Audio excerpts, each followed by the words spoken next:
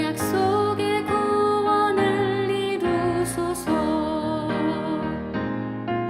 그 선한 힘이 우릴 감싸시니 믿음으로 일어나릴 기대하네.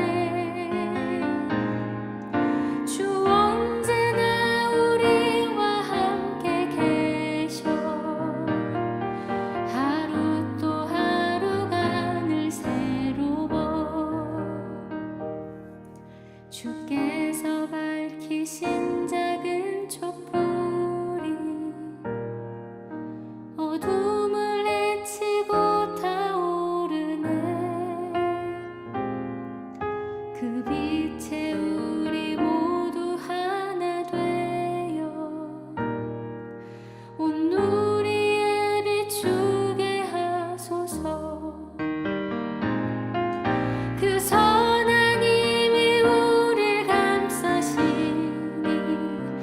믿음으로 일어나릴 기대하네.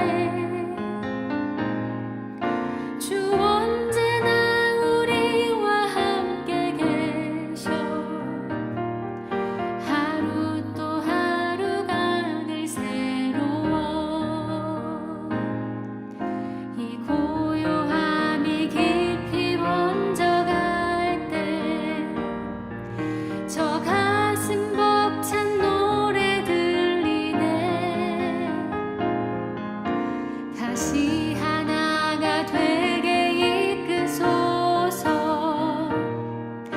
당신의 빛이 빛나는 이 밤,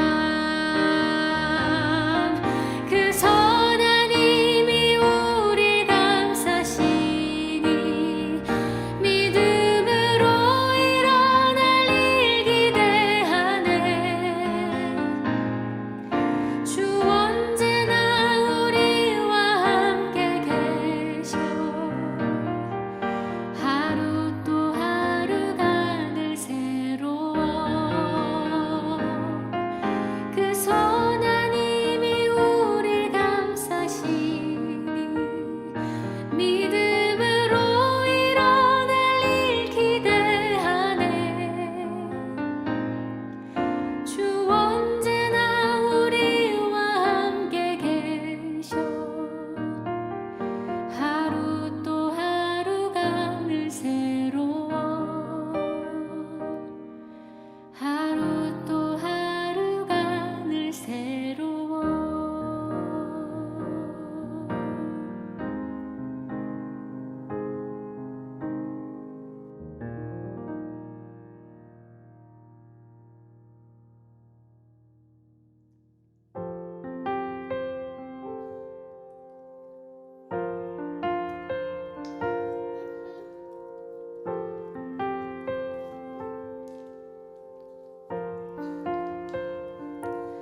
내 아버지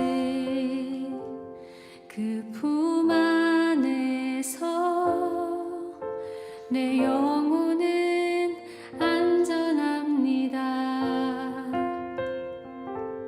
주 손길로 내 삶을 안으시니 그 평강이 나를 덮습니다. 내 아버지 그 품 안에서 내 영혼은 안전합니다. 주 손길로 내 삶을 안으시니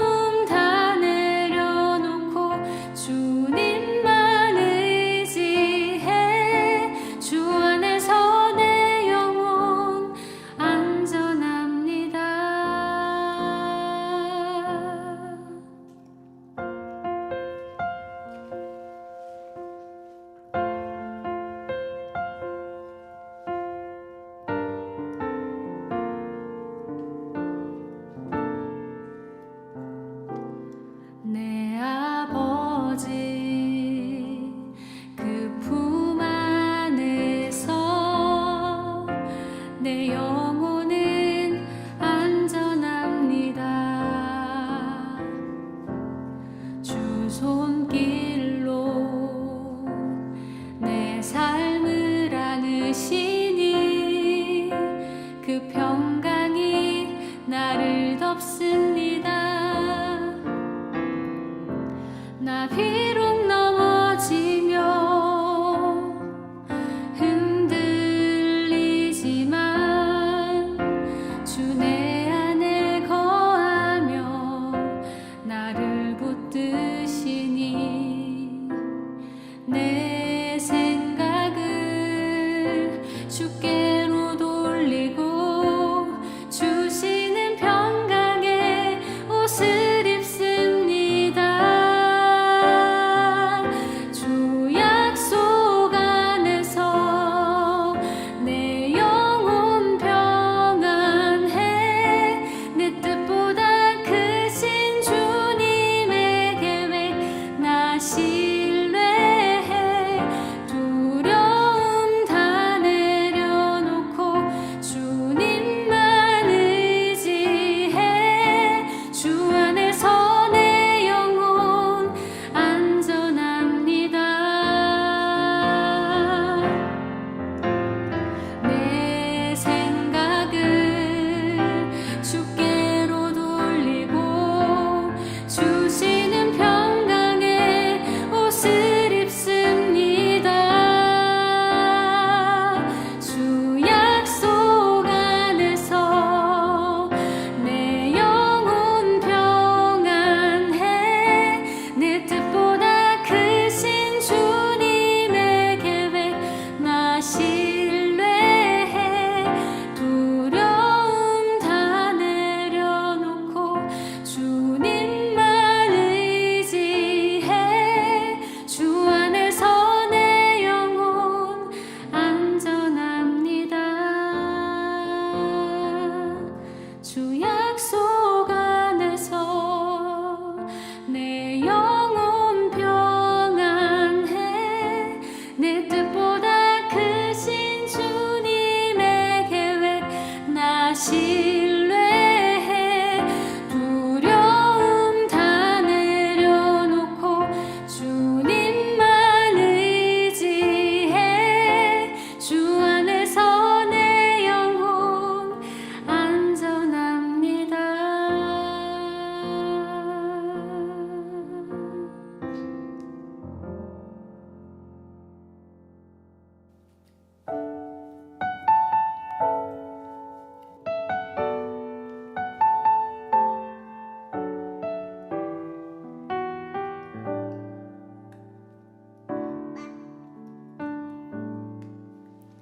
왜 나를 깊은 어둠 속에 홀로 두시는지.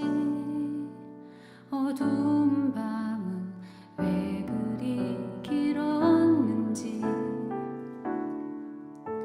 나를 고독하게 나를 낮아지게 세상 어디도 기댈 곳이 없게 하셨네.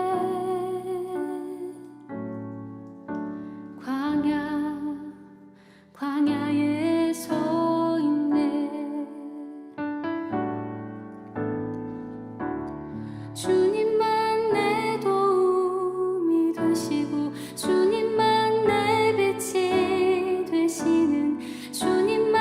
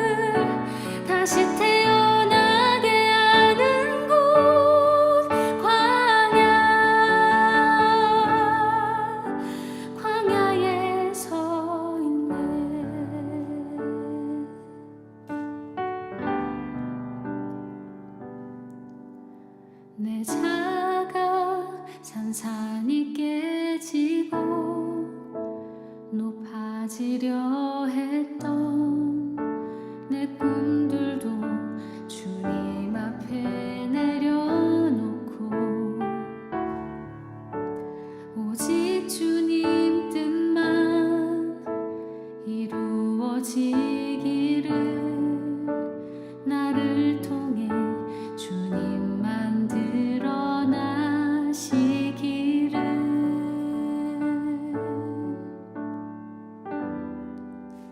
광야를 지나며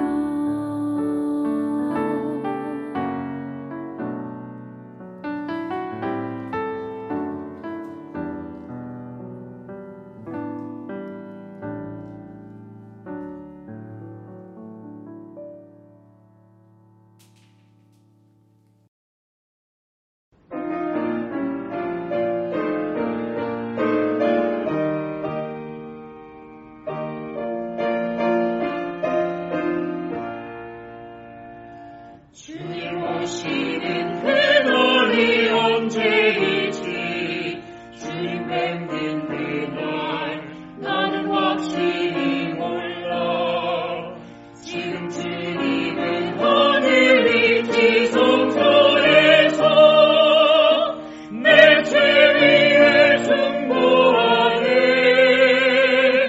그 위장이 거치는 날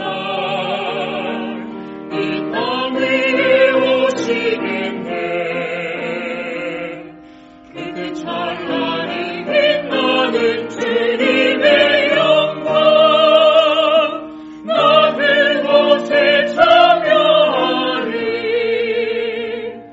하늘 천사들 정화한 찬미 소리 죄악 세상에서 이룩 피치 못하나 주님 지성소 나오게 되는 그날에 그 노래를 들으리라 저 천사들 노래하라 내 주님을 찬미하리 그때 찬란히 빛나는 주님의 영광 나 그곳에 참여하리 주님 준비한 빛나는 시온성을 지금 이 땅에서 비록 볼 수 없으나 나의 주님이 이 땅에 오시는 그날 나 시온성 보게 되리 저 하늘 문 열리는 날 내 주님을 배우리라 그때 사랑과 평화와 감사의 찬송 온 천지에 가능하리 사랑의 아버지 하나님, 이렇게 기쁘고 즐거운 안식일 시작하는 이 시간 하나님 앞에 무릎 꿇고 예배드리게 하시니 감사합니다. 이번 한 주도 최선을 다해 보내신 우리 모든 퍼토리 성도님들 이 귀한 시간 함께해 주시고 목사님을 통해 주시는 당신의 소중한 기별과 말씀들을 들을 때 그 어느 때보다 우리에게 힘이 되는 이 소중한 시간이 될 수 있게 허락해 주세요. 코로나로 인해 혹시 여러모로 고통받고 있는 교우분이 계십니까? 우리 주님께서 각 개개인의 필요를 채워주시고 또 치료와 회복도 허락해 주세요. 주님께서 이 한 시간 함께해 주실 것을 감사드리며 사랑의 예수님 이름으로 기도드렸습니다. 아멘.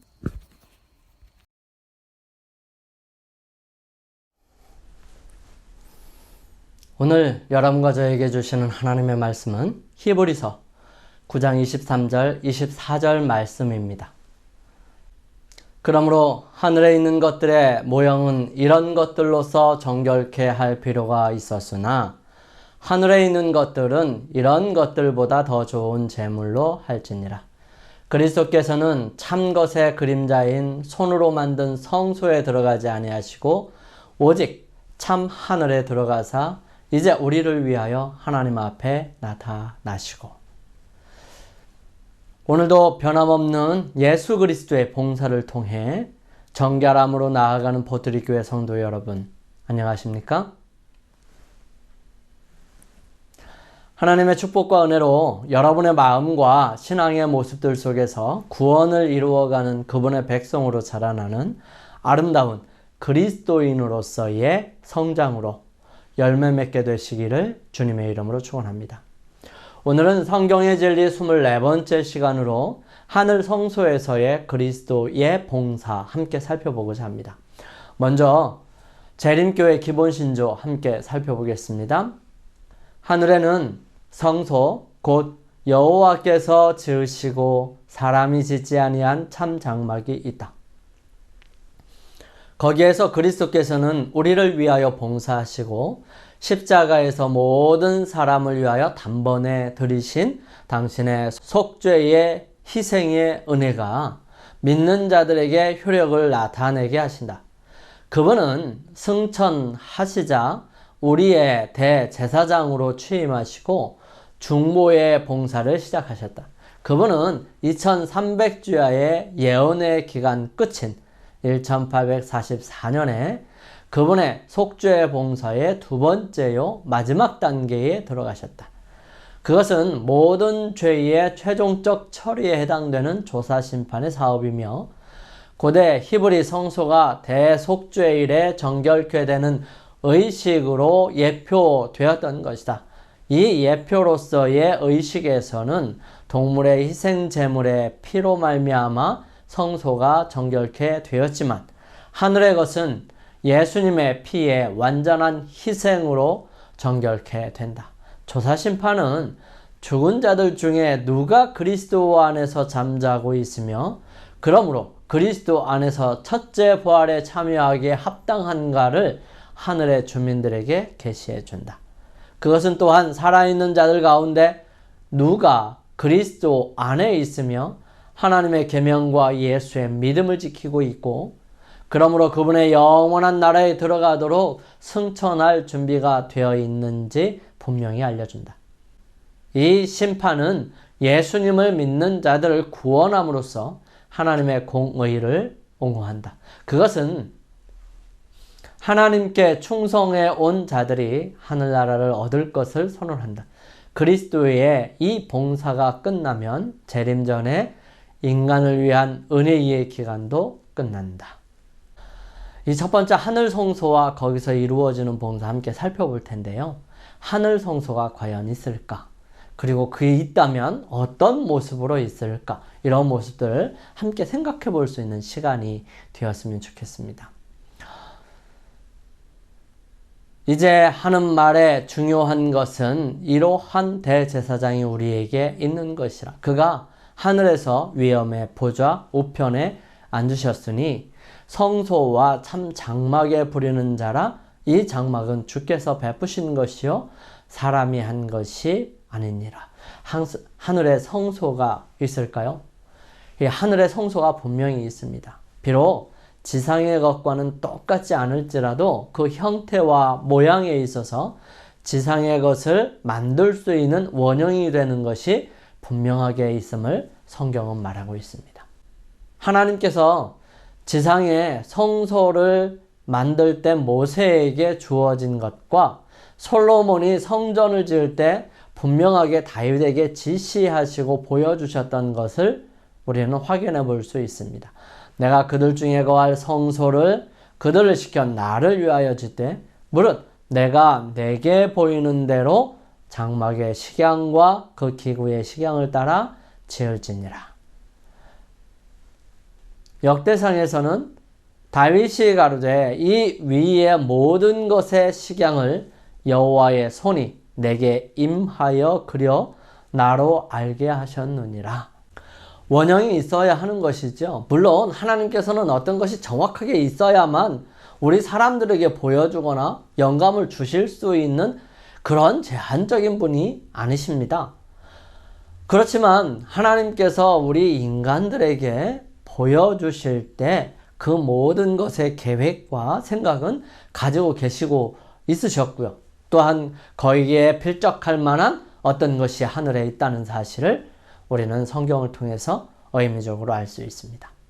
성경 전편을 통해서 하늘 성소 혹은 하늘 성전의 존재가 알려져 있습니다. 시편 11편 4절, 102편 19절, 미가서 1장 2절, 3절 참조하면 여러분 금방 아실 수 있을 거예요. 사도 요한, 즉 계시를 받은 사도 요한은 이상 가운데 하늘 성소를 보았습니다. 그는 그것을 하늘의 증거 장막의 성전 혹은 하늘에 있는 하나님의 성전이라고 묘사를 하고 있죠. 거기서 그는 지상 성소의 성소 안에 있는 기구들의 원형인 7 촛대, 금, 분향단 등과 같은 기구들을 보았습니다. 그는 또한 지상의 성소의 지성소 안에 있는 것과 흡사한 언약궤를 거기서 보았는데요. 하늘의 분향단은 하늘 성전에 있는 하나님의 보좌 앞에 있습니다. 그러므로 하늘의 보좌에 대한 실 장면은 하늘 성전 혹은 성소 안에 있는 것이죠. 즉 하나님의 보좌가 지성소에 있다는 사실입니다. 마지막 심판이 하나님의 성전으로부터 나온다는 것은 이런 이유 때문일 것입니다. 그러므로 성경은 하늘 성소가 실제적인 곳이요 비유나 추상적인 것이 아님을 분명히 알려주죠. 이 하늘 성소는 하나님의 주 거처인 것입니다. 주로 거기에 계시는 것이죠. 성소의 기별은 구원의 기별이었습니다. 하나님은 그 의식을 복음을 전하기 위하여 사용하셨습니다. 지상 성소의 봉사는 현재까지 비유니 곧 그리스도의 초림까지의 비유였다고 히브리서는 기록하고 있죠.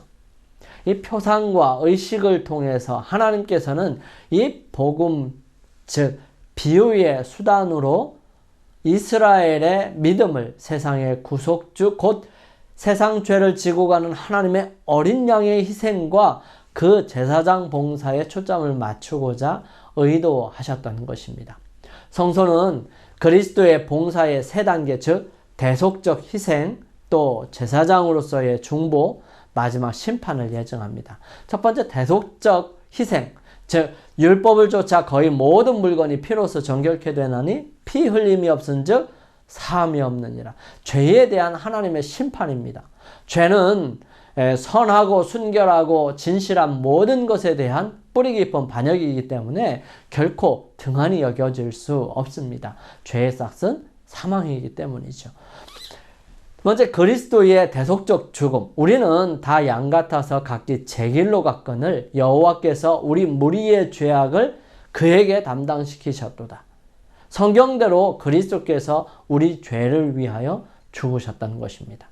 세 번째, 하나님의 제공하시는 속죄의 희생, 즉 그 희생은 하나님이 그 피로 인하여 믿음으로 말미암는 화목제물로 세우신 예수 그리스도이십니다. 하나님이 죄를 알지도 못하신 자로 우리를 대신하여 죄를 삼으신 것은 우리로 하여금 저의 안에서 하나님의 의가 되게 하려 하심이라고 고린도후서 5장 21절은 기록하고 있습니다.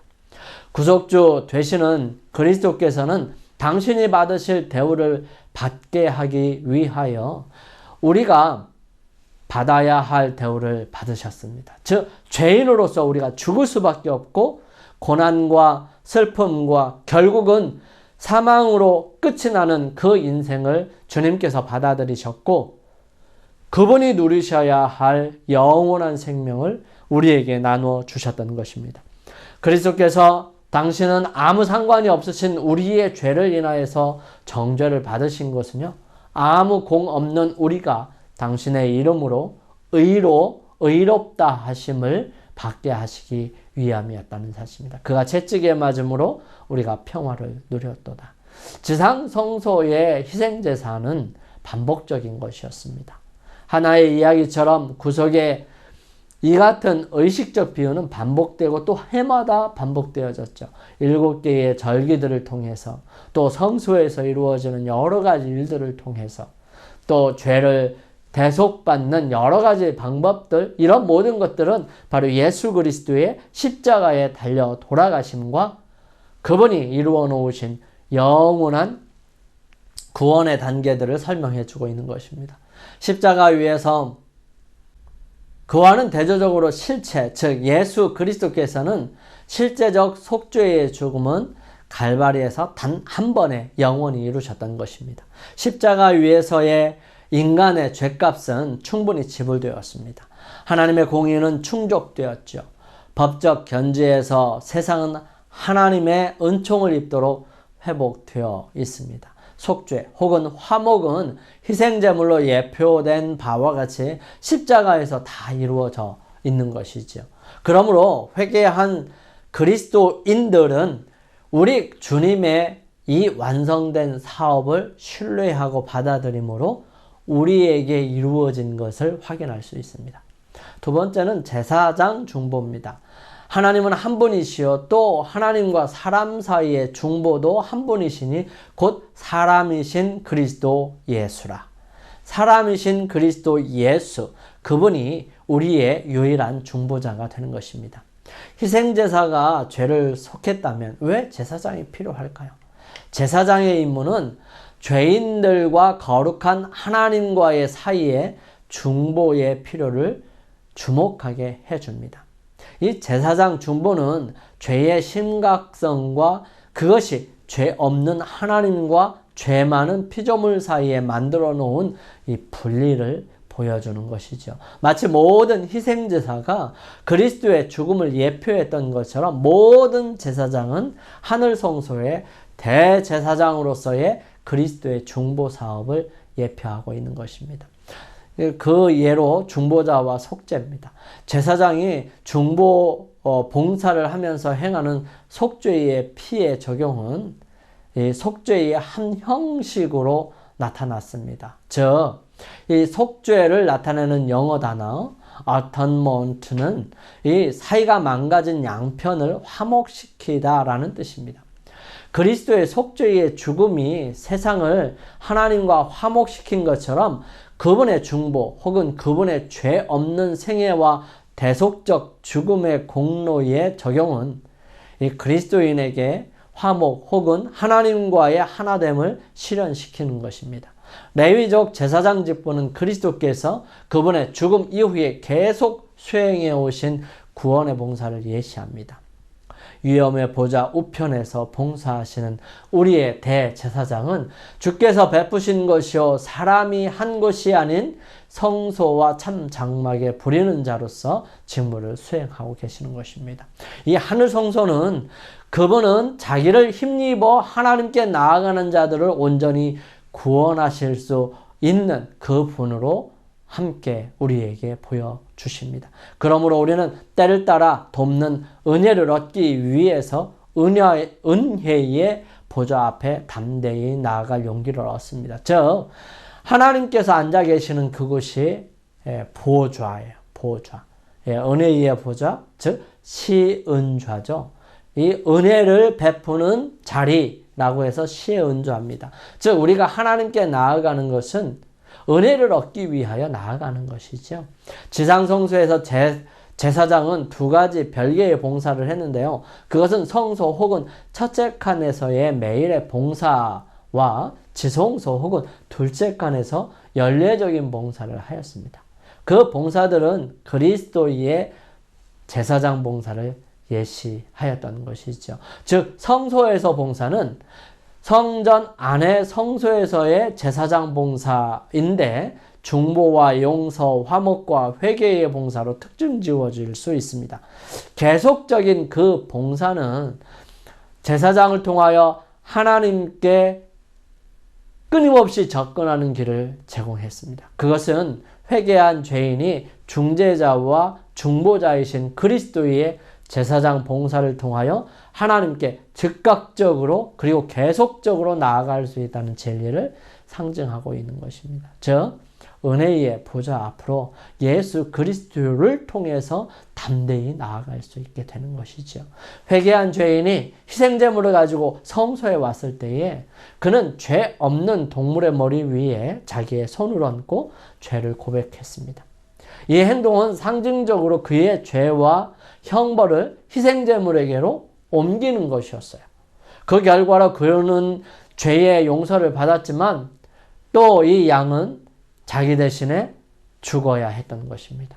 유대백과 사전에 다음과 같이 기록합니다.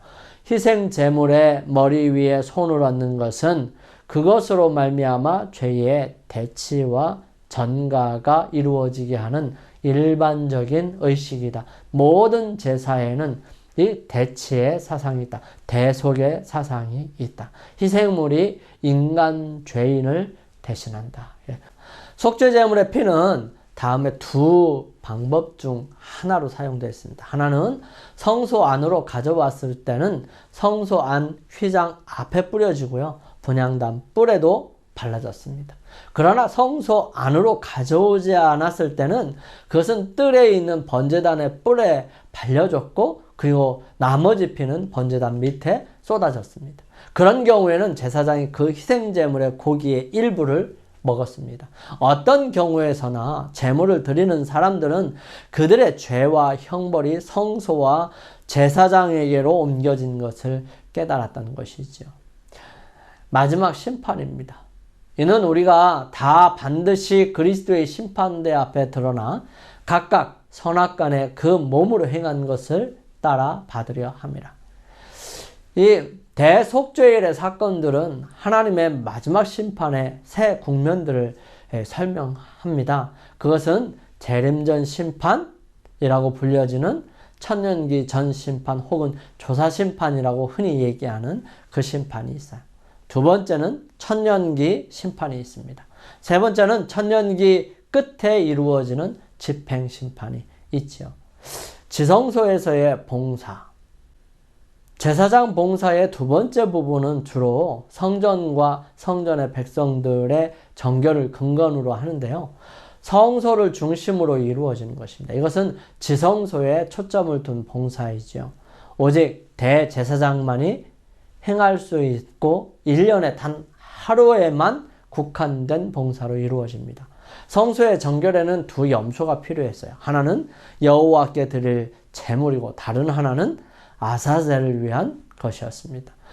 여호와께 드릴 염소는 바침으로써 대제사장은 그 지성소와 회막과 단, 뜰을 위해서 속죄했습니다.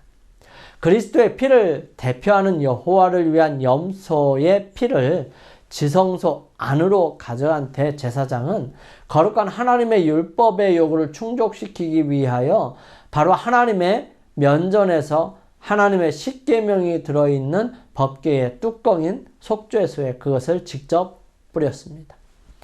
피의 행동은 그리스도께서 우리의 죄를 위하여 지불하셔야 했던 무한한 값을 표상했고요.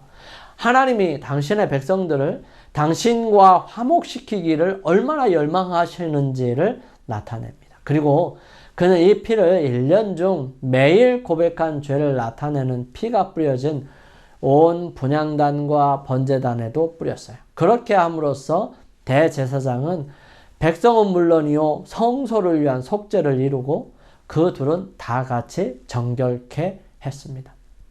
그리고 나서 중보자이신 그리스도를 대표하는 대제사장은 성소를 더럽혀왔던 죄를 자기 자신이 짊어지고 살아가는 염소, 곧 아사셀에게로 그 죄를 옮겼고요. 그 염소는 하나님의 백성의 진영에서 떠나 보냈습니다. 이 행동은 상징적으로 매일의 용서의 의식에 사용된 희생제물의 피나 고기를 통해서 회개한 신자들에게서 성소로 옮겨진 백성들의 죄를 제거한 것입니다. 이와 같은 방법으로 성소는 정결함을 받고 그 다음 해의 봉사사업을 위하여 준비되었습니다. 이리하여 하나님과 그분의 백성 사이의 관계는 바로 잡게 되었습니다. 그러므로 이 대속죄일은 죄의 박멸을 취급하는 심판 과정을 예시하는 것입니다. 그날에 이루어지는 속죄는 죄의 존재를 영원히 도말하고 우주가 하나님의 조화로운 지배 아래 완전한 화목을 이루게 하는 그리스도의 공로의 최종적인 적용을 예표하는 것입니다. 이 아사셀 염소, 이것은 무엇을 뜻할까요? 히브리어 아사셀은 영어로 scapegoat, 즉 쫓겨난 염소로 번역된 것을 이 불가타 역의 카페르 에미사리우스, 곧 보내버린 염소에서 유래된 것입니다. 이 레위기 16장을 주의 깊이 살펴보면 아사셀은 어떤 사람들이 생각하는 바와 같이 그리스도를 나타내는 것이 아니고 바로 사단을 나타내는 것이라고 볼 수 있습니다. 그 이유는 아사셀은 희생제물로 죽임을 당하지 않았기 때문에 용서를 가져다주는 수단으로 사용될 수 없었습니다. 왜냐하면 피 흘림이 없은즉 사함이 없기 때문이죠. 두 번째는 성소는 이 아사셀의 의식에 참여하기 전에 여호와께 드려진 염소의 피에 의해서 완전히 정결해졌습니다. 세 번째는 성경 기록은 아사셀을 하나님께 대하여 반대되고 상반되는 존재로 취급합니다. 이 레위기 16장 8절 말씀을 문자 그대로 하면 한 제비는 여호와를 위하고 한 제비는 아사셀을 위하여 할지니라 라고 되어 있습니다. 그러므로 성소 비유의 배경에서 보면 여호와를 위한 염소는 그리스도의 상징으로, 아사셀은 사단의 상징으로 생각하는 것이 훨씬 더 합리적인 것이라는 것입니다. 세 번째는 이 심판의 다른 국면들입니다. 이 대속죄일의 아사셀의 의식은 갈바리를 넘어서 죄악 문제에서 마지막 종결, 곧 죄와 사단의 추방을 나타내죠. 이 죄에 대한 완전한 책임은 죄의 창시자여 선동자인 사단에게로 넘겨질 것입니다. 사단과 그의 추종자들, 그리고 모든 죄의 결과들은 완전히 파멸되어서 우주에서 사라질 것입니다. 그러므로 심판에 의한 죄로 말미암아 온 우주는 완전히 화목해지고 조화롭게 될 것입니다. 이것이 그리스도께서 하늘 성소에서 행하는 제사장 봉사의 두 번째요 마지막 국면에서 성취되어야 할 목표인 것입니다. 이 심판은 온 우주 앞에 하나님의 공의를 최종적으로 옹호하게 될 것입니다. 이 대속죄일은 마지막 심판의 세 국면들을 묘사하죠.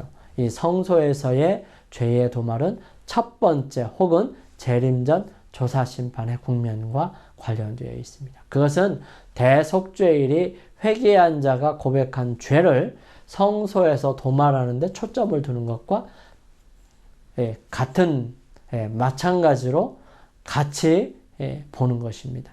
즉 생명책에 기록된 이름들에 초점을 두는 것이죠.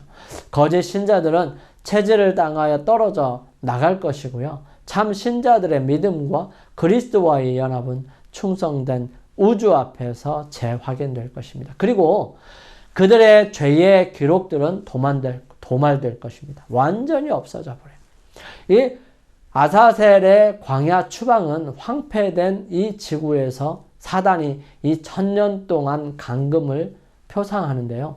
그것은 재림시에 시작되고 하늘에서 이루어지는 마지막 심판의 두 번째 국면과 부합되는 것입니다. 이 천년기의 심판을 통해서 구원받은 자들이 악인들에 대한 심판을 살펴봄으로써 죄와 구원받지 못한 죄인들에 대한 하나님의 처사를 깨닫게 되므로 유익을 받게 될 것입니다. 그것은 구속받은 자들이 하나님의 자비와 공의에 관하여 품을 수도 있는 이 모든 의문들을 풀어줄 것입니다. 세 번째, 정결해진 진영은 불이 악인들을 소멸하고 지구를 정하게 할 때 곧 세 번째의 심판 혹은 집행심판의 결과를 표상하는 것입니다. 자, 그렇다면 이 두 번째로 이 대쟁투에서의 하늘성소의 봉사와 의무 함께 보겠습니다. 이 대쟁투적인 식관에서 하늘 성소 봉사의 의미들을 함께 살펴봅니다. 이 다니엘 7장과 8장의 예언들은 하나님과 사단의 대쟁투의 마지막 결과에 대한 보다 광범위한 내용을 보여주고 있는 것입니다. 첫 번째, 하나님의 품성의 옹호입니다. 작은 뿔의 활동을 통해서 사단은 하나님의 권위에 도전하고자 했어요. 이 세력의 활동은 하늘의 성소 곧 하나님의 정부의 심장부를 훼손하고 짓밟아 왔습니다. 그러나 다니엘의 이상은 하나님이 작은 뿔과 사단 자신에게 유죄 선고를 내리게 해주는 재림전 심판을 가리킵니다. 이 갈바리의 빛 가운데서 사단의 모든 도전은 반박될 것입니다. 모든 사람은 하나님이 옳다는 것과 그분이 죄, 악, 문제에 전혀 책임이 없다는 것을 깨닫고 인정할 것입니다. 그분의 품성은 논쟁의 여지가 없어지고 그분의 사랑의 정부는 재확인될 것입니다. 두 번째, 하나님의 백성의 옹호입니다. 어떤 사람이 하나님의 백성이고 어떤 사람이 하나님의 백성이 아닌가. 그 심판은 배교적인 작은 뿔의 세력을 정죄하는 반면에 그것은 지극히 높으신 자의 성도를 위한 것이 되는 것입니다. 진실로 이 심판은 우주 앞에서 하나님을 옹호할 뿐만 아니라 그분의 백성들도 옹호합니다. 비록 성도들이 이 여러 세기를 통하여 겪어온 바와 같이 그리스도를 믿는 그들의 신앙 때문에 멸시를 받고 핍박을 당해왔을지라도 이 심판은 그런 것을 바로잡아 줍니다. 하나님의 백성들은 그리스도의 약속을 깨닫게 되는 것이죠. 누구든지 사람 앞에서 나를 시인하면 나도 하늘에 계신 내 아버지 앞에서 저를 시인할 것이요. 세 번째는 심판과 구원입니다. 즉 하나님께서 하늘 성소에서 봉사하실 때 심판과 구원을 함께 이루신다는 사실에 이것이 하늘 성소 봉사의 대쟁투적인 모습 중에 하나인 것입니다. 조사심판이 예수 그리스도를 믿는 자들의 구원을 위태롭게 할까요? 결코 그렇지 않습니다. 여러분, 조사심판은 너 죄가 있는지 없는지 살펴보자. 너 이거 잘못했으니까 넌 죽을 거야. 이렇게 얘기하는 게 조사심판이 아니라 구원의 길이 열려 있으니 우리가 가지고 있는 죄가 있다면 그것을 하나하나 살펴서 용서받음으로 완전한 구원을 이루자라고 하는 것에 있는 것입니다. 즉 그리스도께서는 우리를 위하여 중보하고 계시고 그 중보로 인하여 우리는 그리스도 안에서 온전한 구원을 얻게 되는 것입니다. 조사심판이라고 하는 것은 내 안에 죄가 있는지 없는지를 스스로를 살피는 것이지 하나님께서 눈동자처럼 쳐다봐서 너 이거 잘못했어 이렇게 지적해주는 어떤 그런 류의 심판이 아니라는 사실이죠. 즉 이스라엘 백성들이 이 대속죄일에 대제사장이 이제 염소의 피를 가지고 지성소로 들어가는 그 순간 모든 백성들은 이 성소를 향하여 각자 자기 장막문 앞에서 자기 자신을 깊이 통회하면서 살피고 용서받지 못한 죄가 있는지를 살펴보는 것입니다. 그리고 자기 자신을 하나님 앞에 두는 것이죠. 이렇게 해서 자기가 지었던 모든 죄가 예수 그리스도의 은혜로 온전하게 용서받았다는 사실을 확인받는 절차가 바로 이 조사심판이라고 하는 것입니다. 여러분, 우리가 심판을 받을 때에 재판관과 변호사를 한다면 두려워할 것이 없어요. 그리고 내가 지은 죄에 대하여 이미 대속했고 지불되었다는 사실을 이해하게 되면 그 심판은 나의 구원을 확정짓는데 가장 중요한 역할을 하게 될 것입니다. 그래서 그 심판으로 즐겨가게 될 것이지요. 그래서 우리는 조사심판에 대한 개념을 바꿔야 합니다. 우리는 두렵고 떨리는 것, 즉 공포스럽고 괴로운 시간이 아니에요. 물론 조심스럽고 신중하고 깊이 면밀히 살펴보아야 하는 아주 신중한 시간이기는 합니다. 하지만 그것이 나의 구원을 이루지 못할까 두려워함으로 염려하고 벌벌 떠는 공포의 시간이 되지는 않는다는 것입니다. 즉, 진실한 신자들은 그분을 중보자로 신뢰하고요. 그리스도와 연합해서 살아갑니다. 그들의 보증은 아버지 앞에서 우리에게 대언자가 있으니 곧 의로우신 예수 그리스도시라고 말씀하고 있습니다. 그러면 이 재림전 심판은 왜 있는 것일까요? 이 심판은 삼위 하나님을 위한 것이 아닙니다. 그것은 근본적으로 우주를 위하여 있는 것이에요. 곧 사단의 송사에 대답을 해주고요. 타락하지 않은 피조물들에게 하나님이 진정으로 회개한 자들만을 그분의 나라에 들어가도록 허락하실 것이라는 사실을 보증해 주는 것이죠. 그러므로 하나님은 기록책들을 펴시고 편견 없이 살펴보게 하시는 것입니다. 인간은 여러 부류가 있어요. 하나는 하나님의 권위를 부인하는 악인들이 있고, 다른 하나는 믿음으로 그리스도의 공로를 의지하고 하나님의 율법을 순종하면서 사는 진실한 신자들이 있습니다. 또한 진실한 신자처럼 보이지만 그렇지 못한 자들이 있는 것입니다. 타락하지 않는 존재들은 첫째 부류를 쉽게 구분할 수 있을 것입니다. 그러나 누가 진실한 신자이며 누가 진실하지 않은 신자인가를 구분한다는 것은 쉽지 않을 것이에요. 두 부류의 사람들이 다 같이 지금껏 하나님을 섬기는 일에 참여한 모든 사람들의 이름이 적혀있는 생명책에 기록되어 있습니다. 교회 자체도 참 신자와 거짓 신자, 곧 알곡과 가라지를 다 수용하고 있습니다. 그래서 뽑지 말라고 하는 거죠. 그리스도께서는 관대한 복음의 초청에 응한 혼인잔치의 손님들의 비유를 통해서 이 심판을 묘사합니다.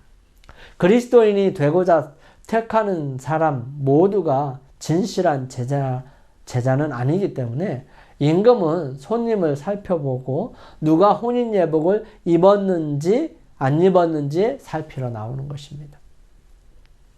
이 예복은 그리스도를 진정으로 따르는 자들이 소유하게 될 순결하고 흠없는 품성인 것이죠.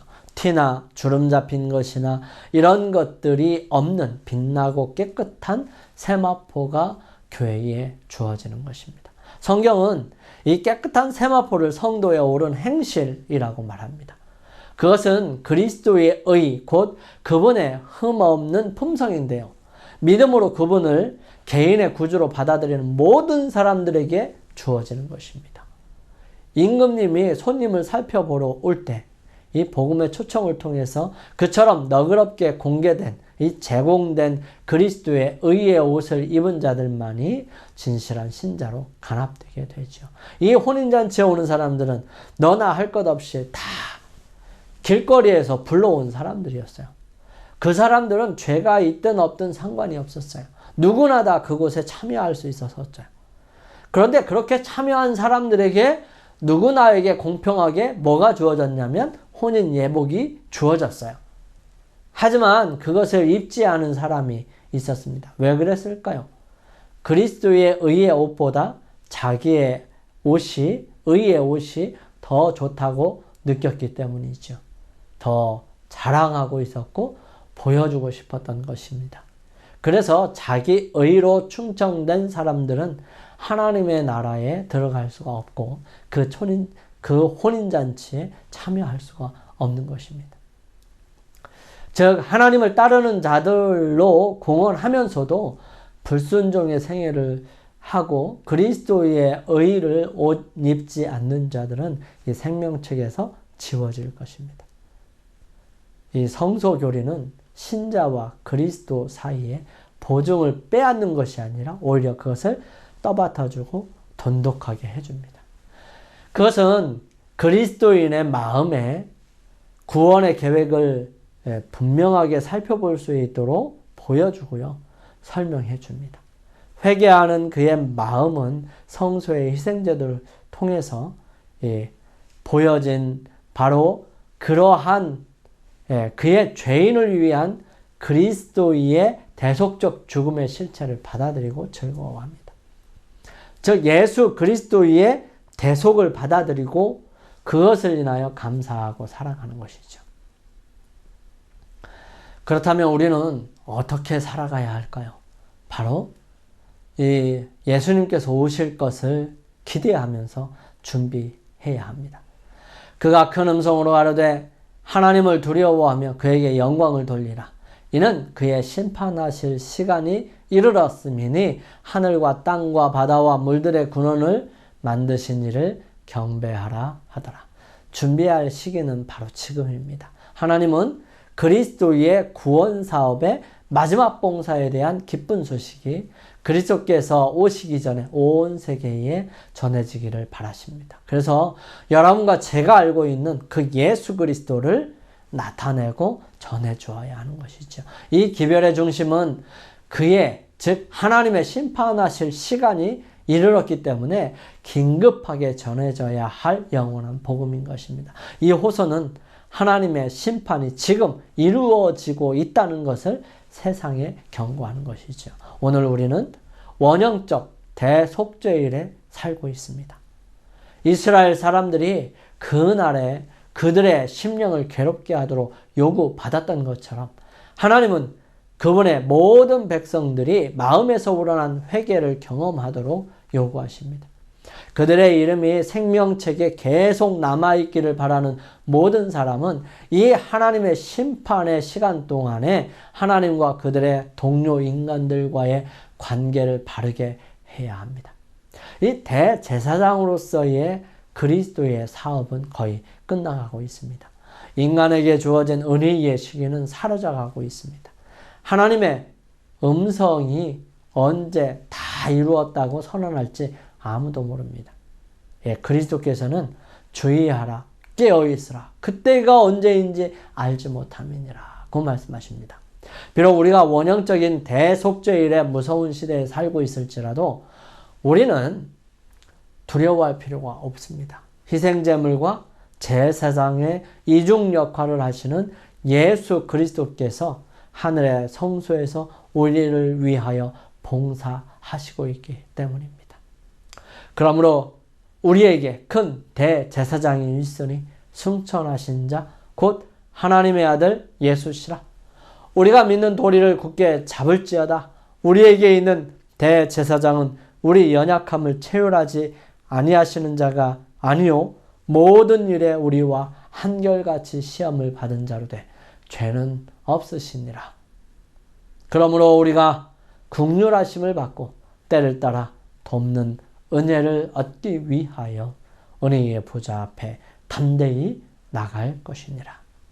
하늘 성소의 기별은 우리로 두려움을 가지게 하기 위함이 아니라 우리로 구원에 대한 확신과 더불어 중보자 되시는 예수 그리스도를 더욱 붙들고 살도록 하기 위한 복음인 것입니다.